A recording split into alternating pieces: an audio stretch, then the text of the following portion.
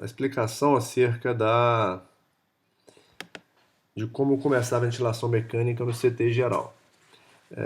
Na nossa pasta aí de evolução do CTI, eu deixei já disponibilizado para todos um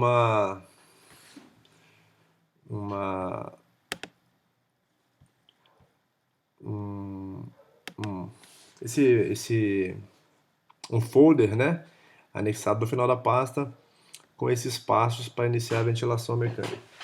E a gente deixou bem passo a passo assim para padronizar, para que todo mundo faça inicialmente da mesma forma. Bom, então, como está escrito aqui, nosso objetivo é padronizar aí, pelo menos o início da ventilação mecânica dos pacientes. E é claro que é impossível, né, gente, a gente ter uma padronização de tudo que acontece para todo mundo, porque eu teria que fazer né? Cada paciente tem a sua peculiaridade, a sua característica, né? E ter que ser adaptada. A gente, com o passar dos anos, a gente vai evoluir de maneira que todos nós possamos manejar bem o ventilador em todas as circunstâncias, né? Mas isso é uma maneira geral, pelo menos para se iniciar a ventilação mecânica, tá certo? Então, o passo 1 vai ser identificar a razão da ventilação mecânica invasiva. Por que motivo o doente está na ventilação mecânica invasiva e abrir o protocolo geral, que vai estar abaixo, que é esse aqui. Todo paciente que tiver ventilação mecânica vai ter que ter esse protocolo aberto, tá? Não precisa preencher, obviamente, antes de entubar o doente, né? Claro, né? A prioridade sempre vai ser atender o doente, mas assim que for, você vai ter que fazer esse preenchimento para todos os pacientes. Identificar o nome dele após, né, o momento que for possível. Nome, sexo, se está no CTI de convênio, né, no CTI de SUS 1 ou no convênio 2, o dia que internou no CTI, o dia que você está iniciando a ventilação mecânica, se ele foi entubado aqui no CTI ou se ele já veio entubado de outro setor, se é uma intubação, se tem um tubo orotraqueal ou não, ou se é traqueostomia, o tamanho do tubo, se é um tubo normal, se é um tubo especial, e justificar, né, se o paciente entrou em insuficiência respiratória, né, sim ou não, porque às vezes o paciente não está entubado por esse motivo, tá? Se for insuficiência respiratória, colocar a causa. Se for síndrome de conforto respiratório, se for SARA, é uma possível causa, mas a gente deixou um campo específico para SARA aqui, porque é diferente. Tá? Então marca SARA se for aqui. Se for pneumonia, DPOC, qualquer outra causa de insuficiência respiratória, justifica aqui. Tá? Se é um pós-operatório, se esse doente vem entubado, já coloca aqui.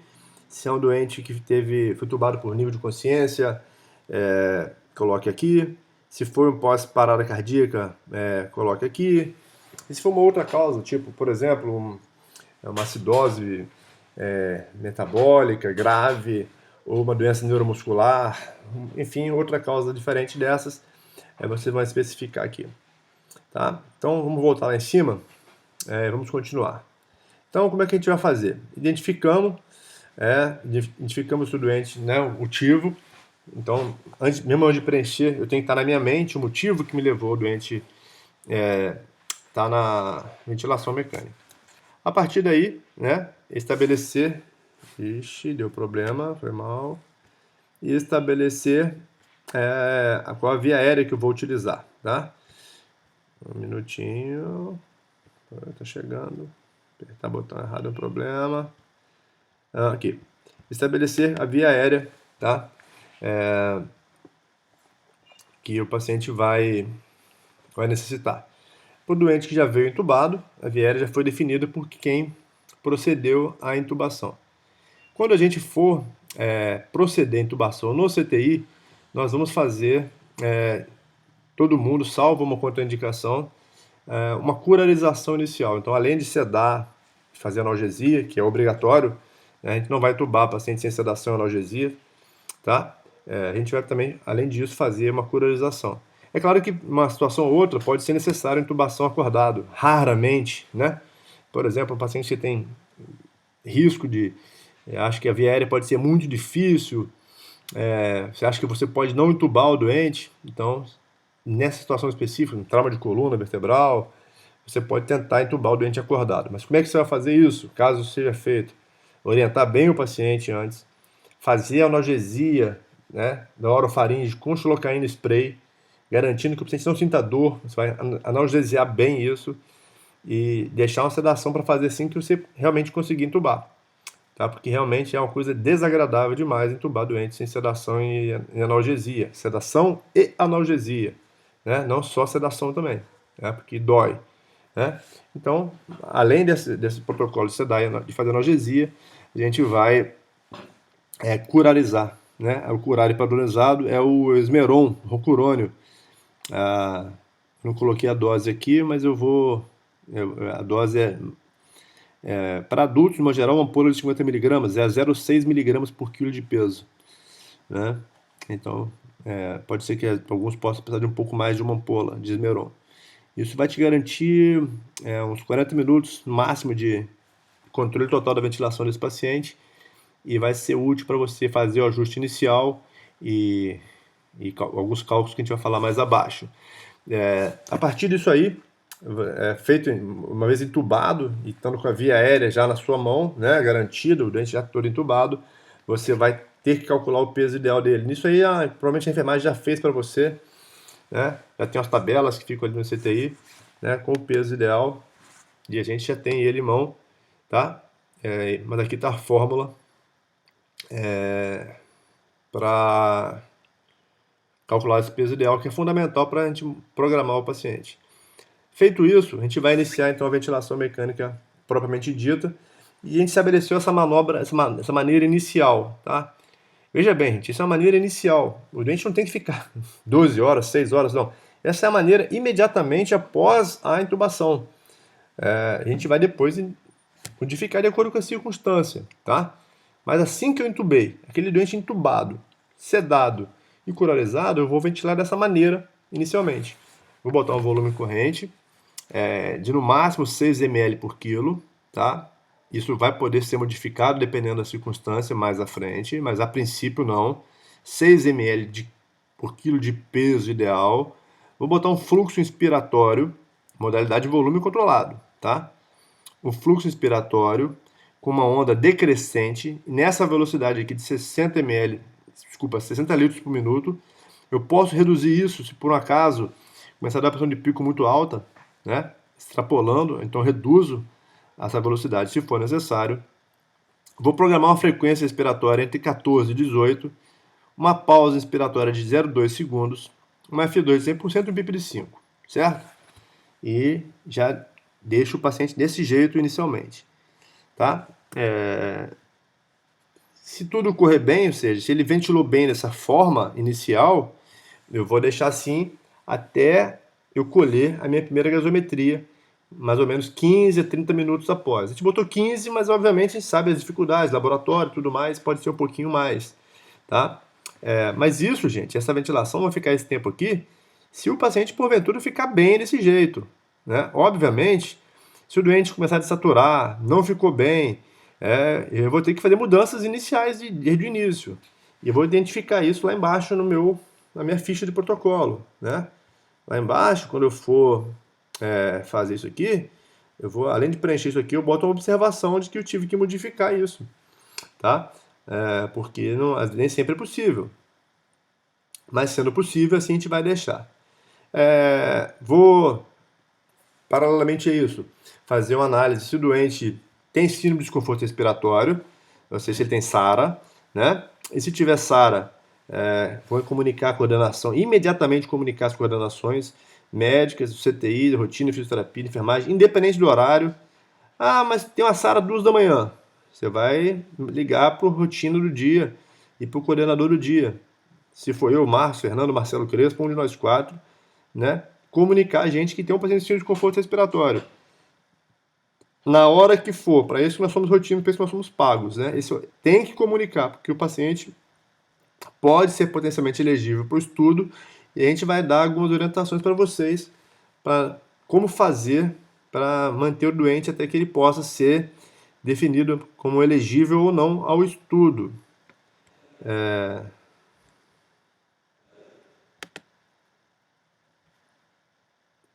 Ok, tá gravando sim. Voltando. Beleza. Feito isso, nesse processo, eu vou, após essa manobra inicial aqui, ajustar o PIP. Claro, se ele ficou bem, deu tempo de eu colher a primeira gasometria, eu vou ajustar o PIP após isso. Mas às vezes não vai dar tempo, né? Às vezes não vai dar tempo. Às vezes eu vou entubar o doente aqui, botar um PIP de 5 e ele não vai ficar bem, vai ficar mal. E às vezes a gasometria ainda nem foi colhida, porque eu falei, ó, tem que colher a gasometria após 15 minutos. Mas às vezes o laboratório não chegou, o doente está ruim. Eu não vou ter que esperar necessariamente a gasometria chegar, né? Esse protocolo, gente, não é para engessar vocês, né? Isso é se tudo correr bem. Não ficou bem, o doente está desaturando, eu vou ter que ajustar, então, o PIP dele até eu achar, até que o doente fique bem. E aí eu tenho aqui essa maneira de escolher PIP pela PIP Table. As outras maneiras, uma escolha aleatória ou uma escolha por cálculo na ventilação, ou seja, fazendo um cálculo pela ventilação, pela tomografia, a gente não vai ser feita pelo plantonista, isso é coisa do médico da rotina. Então vocês não vão escolher PIP empiricamente, não vão escolher PIP por cálculos, vocês vão calcular PIP sempre pela PIP Table. Então é muito simples. Intubou, colocou o doente, ele ficou bem com 0,3 de FO2, 0,2, 0,3, ele não precisa de mais do que 5. Ou seja, você entubou, botou lá a gasometria, ficou bem, colheu a primeira gasometria com 100%, beleza. Começa a reduzir a FO2 de cara, de 100 baixa para 30%. Tá tudo bem? Ficou bem com 30%, o PIP dele é 5. Tá? Então vou lá, entubou, fez a gasometria com 100%, rapidinho, o doente ficou muito bem.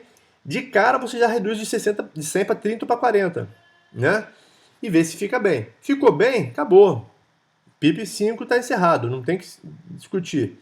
Não, assim que se reduziu o FO2, o doente começou a desaturar. Após aquela intubação inicial, o doente saturou, não ficou bem. Você vai seguir a tabela então do PIP Table. Aumenta para 0,4, não ficou bem, aumenta o PIP para 8, mantém a FO2 0,4, começa a saturar. E aí, é o que eu já falei naquele vídeo, naquele áudio outro dia atrás. Você vai ajustando o PIP de acordo com a tabelinha. Geralmente espera aí 2, 3 minutos entre cada mudança de PIP, mas se tiver crítico, vai subindo, tá?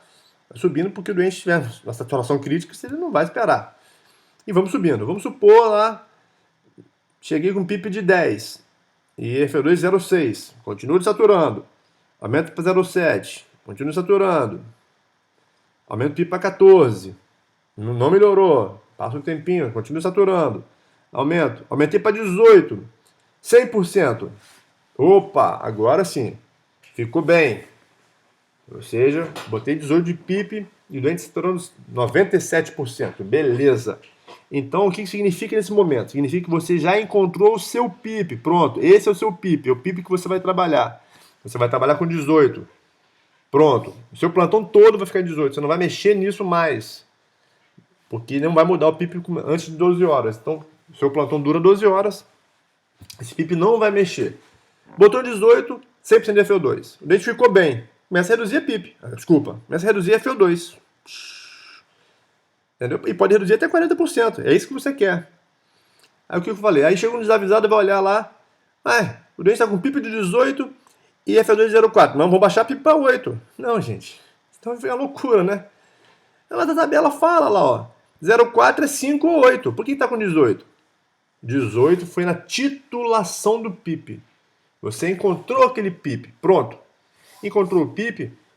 O PIP serve para melhorar a oxigenação. Ou seja, para abrir o alvéolo, deixar o alvéolo aberto. E garantir que você possa realmente reduzir a FO2. Parabéns, funcionou. Reduz a FO2. Baixa para 0,4.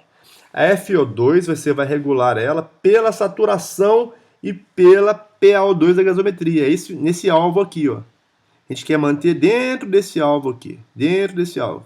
Isso eu vou fazer na beira-leito, rapidinho. 5, 10, 15 minutos, meia hora eu estou reduzindo essa FO2 até o mínimo que eu puder. Tá certo?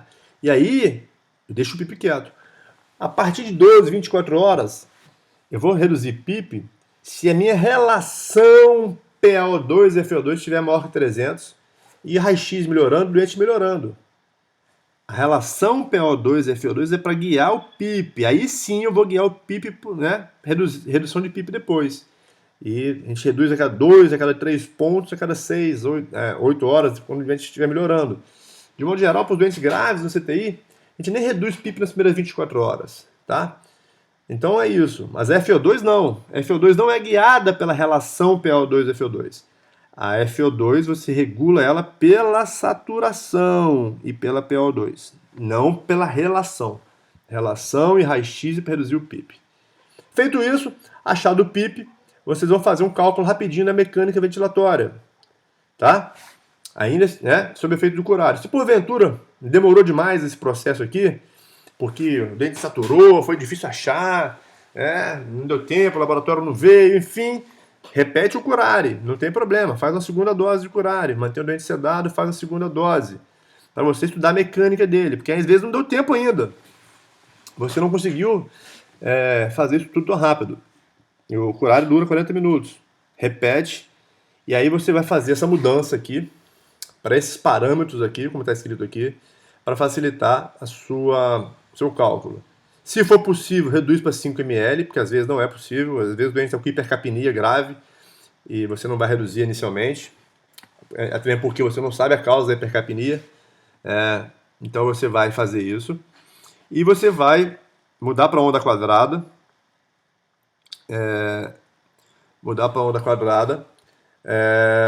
a frequência respiratória de 20, né? O PIP que você botou anteriormente, a FO2 que estava anteriormente, e você vai medir, fazer a mecânica. Como é que você vai fazer isso? Você vai colocar, vai pegar o botão de pausa inspiratória do aparelho e apertar uma pausa inspiratória de 2 segundos. Então vamos gravar um vídeo em breve só sobre esse cálculo da mecânica ventilatória. Então, né, não precisa ficar sofrendo com isso, porque vai ter também um vídeo tutorial sobre essa mecânica ventilatória, como medir isso, tá? E aí, fazendo essa análise, você vai entender se o doente tem um problema grave de obstrutivo, por exemplo, um doente de DPOC, tá?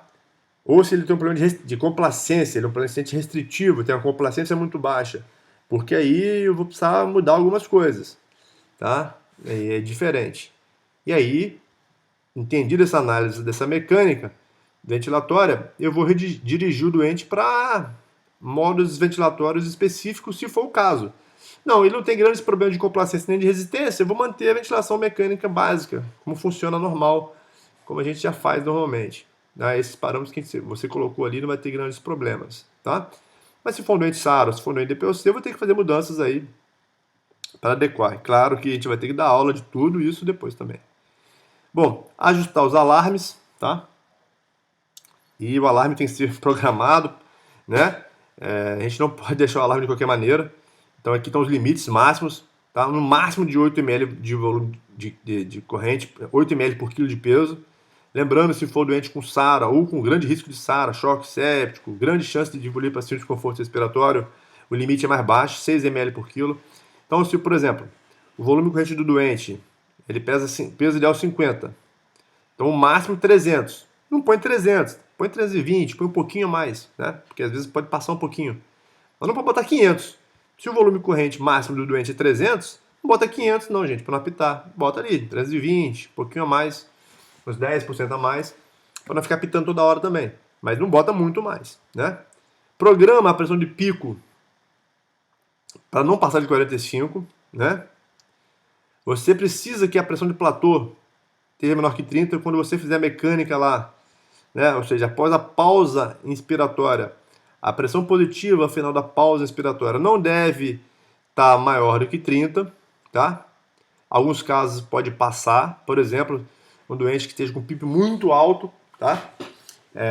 Eu posso às vezes passar de 30, mas desde que a diferença entre a platô e o PIP não esteja maior que 15, ou seja, a driving pressure, ou também chamada pressão elástica, que eu já falei na aula que a gente deu, Drive pressure ou pressão elástica, é a mesma coisa, é a diferença entre o platô e o PIP. Essa não deve estar menor que 15. Quanto mais baixo isso, mais protetora é a ventilação mecânica do doente, tá? Então, se a gente conseguir manter menor que 12, menor que 10, ótimo, ou seja, ventilação super protetora, não estou estendendo demais o pulmão, porque a pressão elástica, a drive pressure, ela dá a ideia de quanto eu estou distendendo esse pulmão. É claro que ela não é. Não vou falar isso não para não complicar. Para vocês é assim que fica. Então a drive pressure é isso, ela dá a ideia disso. O ideal seria medir a pressão transdiafragmática, tá, gente? Mas a gente não tem o aparelho que mede a pressão esofagiana, então não vou falar disso, não. Tá? Então, de um modo geral, o alvo principal é isso aqui, garantir isso aqui. Isso é o principal fator que reduz mortalidade em CTI. Tá? E aí, vou fazendo gasometria de acordo com o caso. Se for um doente tranquilo, não precisa fazer gasometria só no outro plantão. Se for um caso muito crítico, eu vou ter que fazer outras vezes. Se for um doente com DPOC retendo CO2, eu vou ter que fazer várias mudanças, fazer 1, 2, 3, 5, 6, várias gasometrias, de acordo com o caso. Sedação e analgesia vai depender do caso. Se for intubação só para produção de vias aéreas, um doente comatoso, não precisa sedar nada, deixa sem sedação. E quando o doente estiver em condições, eu vou mudar o modo ventilatório para ele. Às vezes vai ser imediatamente. Por exemplo, entubou um doente só para produção de vias aéreas. Entubou. O cara não tinha insuficiência respiratória, o pulmão estava ótimo. Entubou, fez esse processo todo, calculou a mecânica do doente, fez a gasometria, tudo beleza. Acabou o efeito do Curare, já põe ele em modo espontâneo direto. Né? Não precisa manter em volume controlado. Tá? Já moda para PSV, deixa o doente em PSV e vamos dar sequência na frente. E lembrar que, né, todo dia, isso é para todo mundo da equipe, nós temos que todo dia, de manhã, o médico, enfermeiro, fisioterapeuta, pensar se o doente é um candidato a um teste de respiração espontânea e eventual desmame. Tá? Feito isso, é só preencher então o restante da ficha. A gasometria antes da intubação, se tiver, por acaso. A primeira gasometria, de preferência, sempre com FO2 100%, tá? Botar os valores, né, que você colocou. O modo ventilatório que você colocou, né? No caso aqui nós estamos colocando sempre VCV. Se por um acaso, em alguma situação, você precisou mudar para outro, você coloca. Ou se o paciente, por exemplo, já veio entubado, recebeu ele entubado, né? Veio do processo cirúrgico entubado, já em PSV, né? Enfim, ou se você precisou botar em PCV por algum motivo, né? Ou se estava em outro, PAV, enfim, coloca com o modo que estava, nem todo doente vai ser entubado pela gente, e bota os parâmetros iniciais que estavam, ou que você colocou, ou que já estavam no doente, caso ele já tenha vindo entubado. E as medidas que você obteve, e deixa essa folha guardada para a gente arquivar. Essa folha vai ser arquivada em separado, né, numa pasta do CTI, não na ficha do doente. Isso aqui não vai ficar na ficha do doente. Isso aqui a gente vai fazer uma pasta específica com todos os doentes, porque eu quero anualmente ter esses dados todos para poder fazer análises para trabalhos eventualmente. Ok, gente? Isso aqui é o nosso protocolo inicial. Dúvidas, me procurem em inbox para que a gente faça alguns esclarecimentos que forem necessários. Muito obrigado mais uma vez pela paciência em me ouvir.